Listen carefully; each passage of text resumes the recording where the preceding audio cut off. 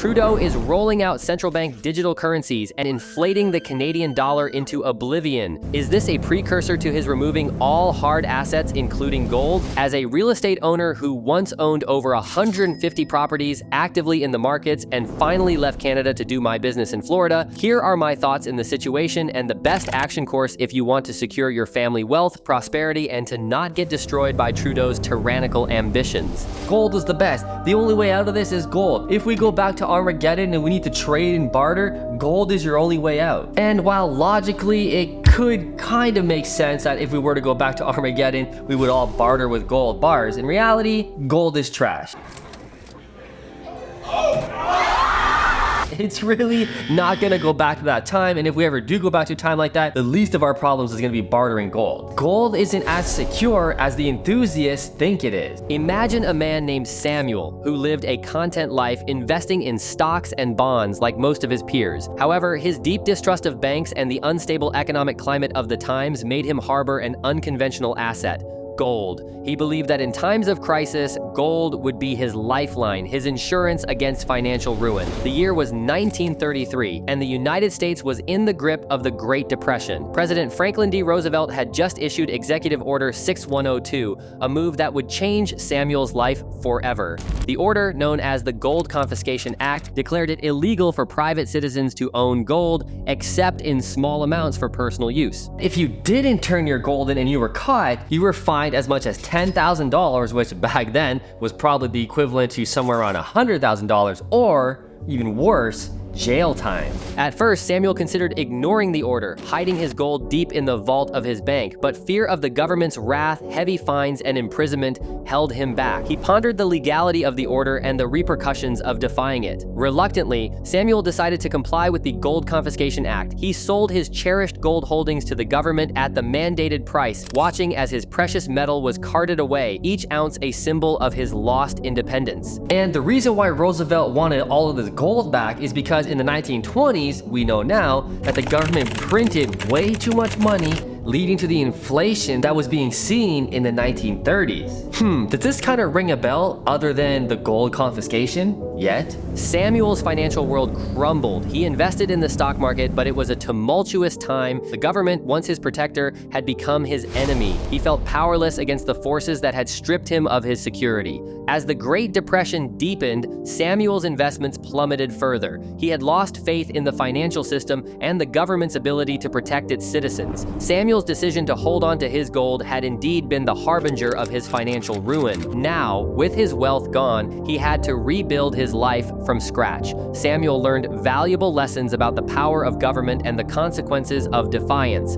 He became more cautious in his financial decisions. Samuel's journey through the Gold Confiscation Act of 1933 had transformed him from a man of wealth into a symbol of the struggles faced by many during the Great Depression. They wanted gold for equal fair value, but they wanted gold. But see, Roosevelt knew that the only way out of this depression that was coming on was to print more money and stimulate the economy. However, economics kind of made sense then, and the government wasn't allowed to just print money out of thin air like today. It had to be backed by gold. In fact, 40% of the government's money had to be backed by physical gold. So Roosevelt knew the only way out of this was to confiscate people's gold, bring up their gold reserves, which they could print on a leverage of 60% more money. And while maybe the crazy Bitcoiners aren't that much better than the gold enthusiasts, at least it's better in modern times than gold, and its security factor against tyranny is way better. But again, you can't eat gold or Bitcoin. It's not a need for survival, even in crazy Armageddon times.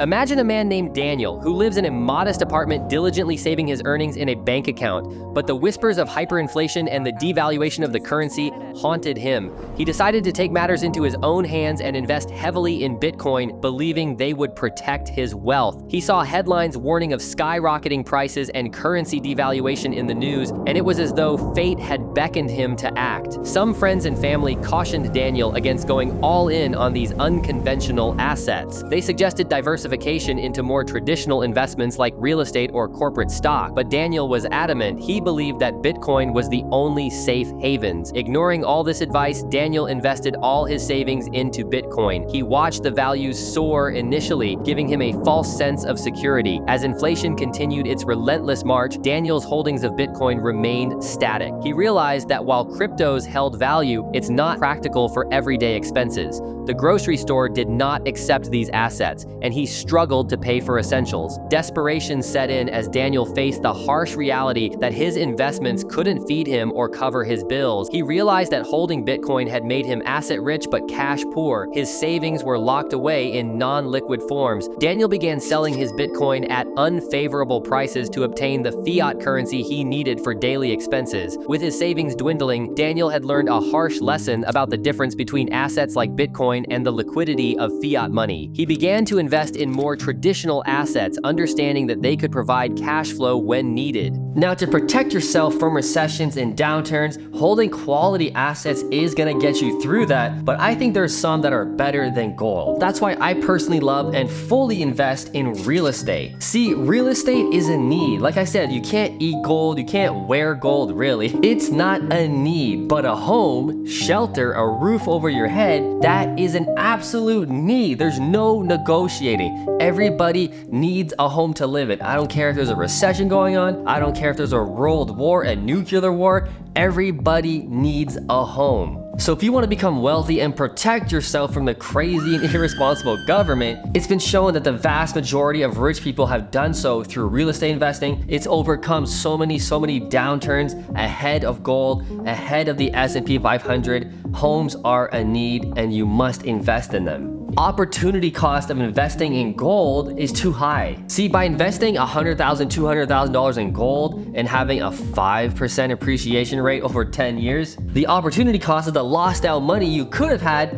if you invested that same 200 grand in real estate and made 30%, 50%, 100% in 5 years. As much as we like the stability and the boringness of gold, which is the key to investing, is investing in boring things, it's a little too boring. Real estate is also boring and it's gonna be here forever. It's gonna stand the test of time, but at least it appreciates faster than the S&P 500, and most importantly, it appreciates faster than the rate of inflation and an incompetent government.